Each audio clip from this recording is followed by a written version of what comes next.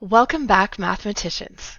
In this lesson, we're going to learn how to solve absolute value equations, like this one that you see here. Absolute value equations can look tricky at first because of these bars, but all they really mean is the distance from zero.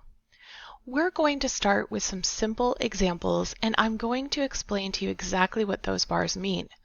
We'll go through a few different examples, including ones that have things happening to the x inside of the bar, like this 6 multiplying or this 1 adding to it, and also things that are happening outside of the bars, like these three, and finally, a challenge question. If you want to skip to any of these problems, you can find the chapters below, but we're going to start off with exactly what does absolute value mean first. Let's get started. So first of all, I mentioned that absolute value means the distance from zero. So let's go ahead and look at zero on the number line. We're going to put that zero right in the middle. Now, if we were going to positive 5 on the number line, and we asked ourselves, what is the distance from 5 to 0? In other words, what is the absolute value of 5? We would say, of course, it's 5 spaces. This is 5 spaces. And that seems rather easy, except we have a little bit of a complication. If we go to negative 5, this is also 5 spaces from 0. So if we ask ourselves, what's the absolute value of negative 5, we're looking at the same answer. So that means if this original question said the absolute value of 5, we will get an answer of 5, just like this. So this is definitely one possible solution. But if the original question said absolute value of negative 5, we are also getting positive 5 as an answer, which means that this is another possible solution. For that reason, most absolute value equations have two solutions, but be very careful because sometimes they don't. So let's look at how we can represent that if we are solving the absolute value equation. I like to tell my students that what we do is we get rid of the first bar by making an equation that is set equal to the positive version of this answer, and we get rid of the second bar by making whatever's inside equal to the negative version of this same answer. Now that's not exactly what we're doing, right? We're getting rid of the entire absolute value by making both solutions, but it's just kind of a handy way of thinking about it in order to say, well, the left one goes to the positive version and the right one goes to the negative version. I'm going to show you one more time exactly how to solve this one, and then we're using that same strategy to solve the rest. So you'll notice that this one looks just like the previous one, except it's the number 11. We're still asking ourselves the absolute value of what is equal to 11.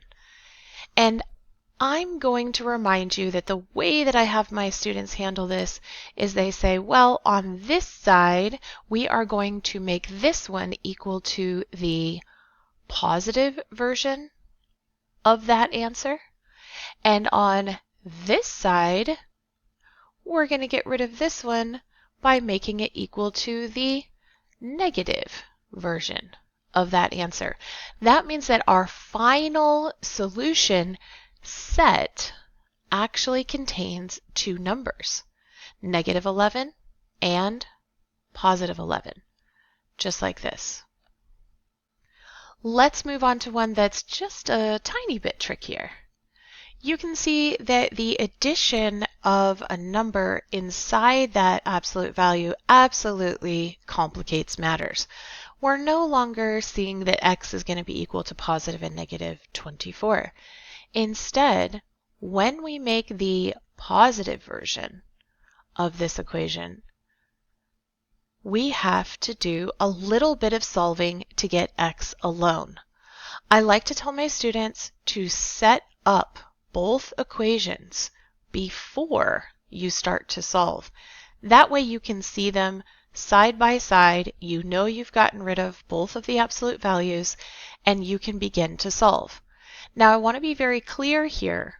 When you rewrite this equation down here, you no longer have the absolute values. This is a common mistake that a lot of students make. They copy down the absolute value of 6x equals positive 24, and they'll even put another set of absolute value symbols here. Remember that you are getting rid of the absolute value by creating these two versions of the same equation. Now we're ready to solve. So in order to get rid of 6 in front of x, we're going to divide both sides by 6, which makes the 6's disappear. And on this side, we have x equals 24 divided by 6, which is 4. On this side, we're not solving it any differently. We still have to get rid of the 6 in front of the x, so we're going to divide both sides by 6. Let me change that back to white so it stands out nicely, just like this. That gets rid of both 6's. We have x by itself, and negative 24 divided by 6 is negative 4. So our solution set is negative 4, positive 4. Now, so far in these first three examples, you might be thinking to yourself, well, this isn't any different than just solving the equation. You're still going to just divide everything by 6, and one will be positive and one will be negative. I want you to be very careful here, because that's the second biggest mistake that my students make. While it is true that these first two types of examples result in just a positive and negative of the same value, most absolute value equations do not. Let me show you where it starts to get a little different. At first, this equation might look similar, and you might think that the answer is going to turn out to be positive and negative 9. Because of course we are going to end up subtracting 1 in order to get it away from x. But let me show you why that's not true. When we create the positive version of the equation over here, and the negative version of the equation over here, we're going to end up with two totally different answers. Watch how this works. When we subtract 1 on this side, we get exactly what we were expecting to get, 9. But when we subtract negative 1 from over here, it's going to combine with that negative 10, and we're going to end up with negative 11, a totally different answer this time. So our solution set is negative 11, positive 9. Now notice that I'm putting this in order from least to greatest. You'll want to make sure that you're doing that too. Let's solve one that's just a little bit harder with some things that are on the outside of the absolute value. So you'll notice that there is something inside the absolute value with the x just like there was before, but now we have a 3 on the outside.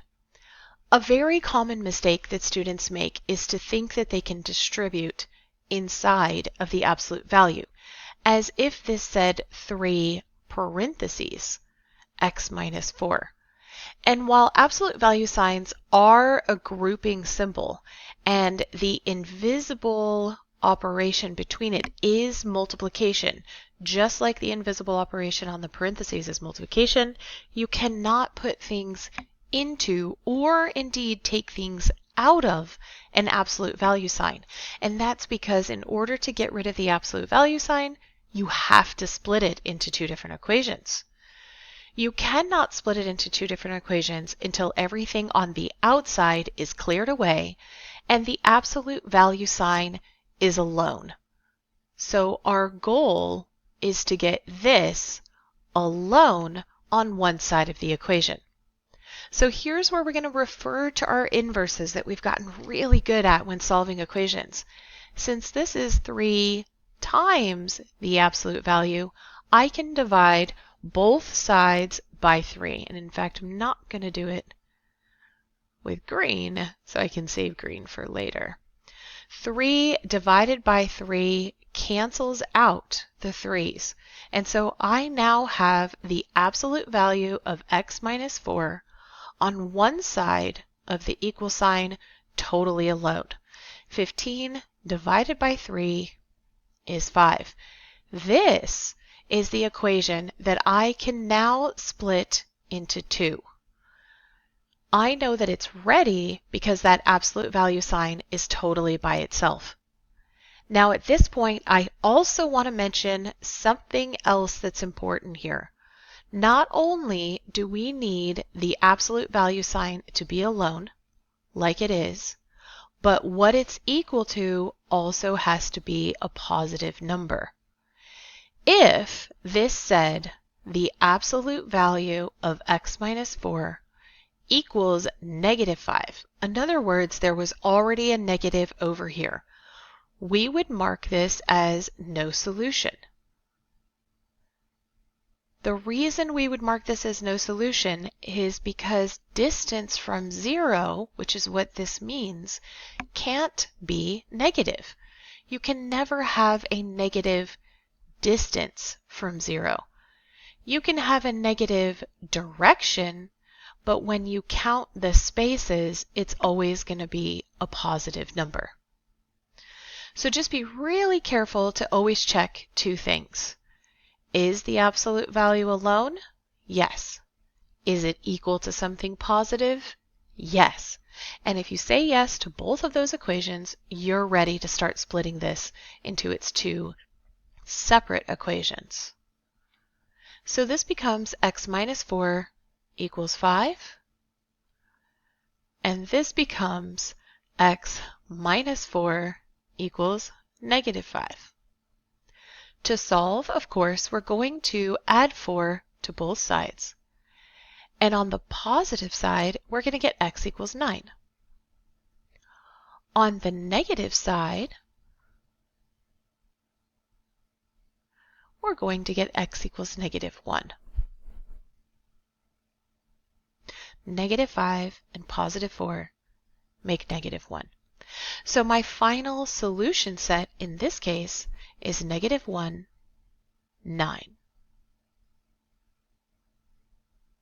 Let's move on to another one that has other things on the outside of the absolute value. In this case, we don't have anything multiplying the absolute value. We have something outside of it adding the absolute value. So in order to get this alone, we're going to subtract 7 from both sides. That's going to leave the absolute value of 2x by itself, and 13 minus 6 minus 7 is 6. Now I have the absolute value by itself, and it's equal to something positive.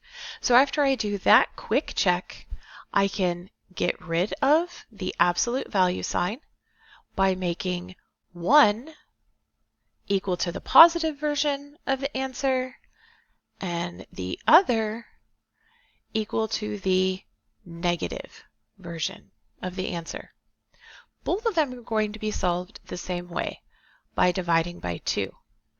And on this side, I'm going to get x equals positive 3. And when I divide by 2 on this side, I'm going to get x equals negative 3. So even though we started off with more complications, we ended up with an answer that was similar to the first basic answers. So our solution set is negative 3 and positive 3.